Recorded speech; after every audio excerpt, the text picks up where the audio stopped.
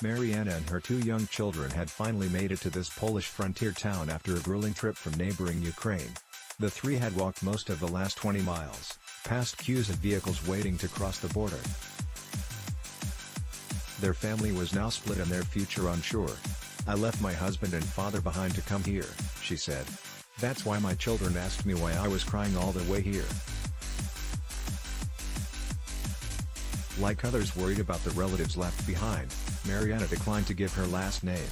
Her plan was to eventually reach Italy, where her mother lives.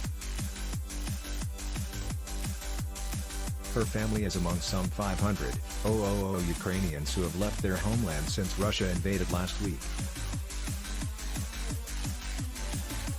Decked out in winter coats, they push baby carriages and hold their children's hands as they finally reach the border after dangerous journeys that took days.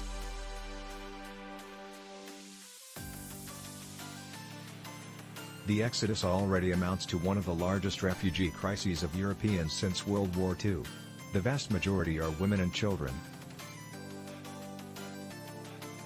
Ukraine is encouraging all men to join in the fight against Russia and has banned most between 18 and 60 from leaving the country. Poland has taken in by far the most refugees, almost 300, a number that is rising steadily. Ukraine's other neighbors to the west, Hungary, Moldova, Romania and Slovakia, have each taken in tens of thousands, according to the United Nations.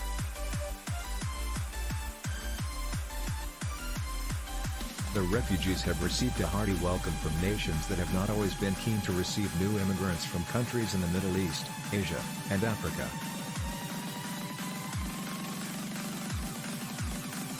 In many cases, relatives waited on the Polish side for loved ones trying to flee.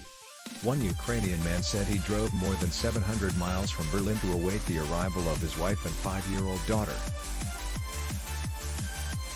They had been stuck for days in a massive traffic jam on the Ukrainian side.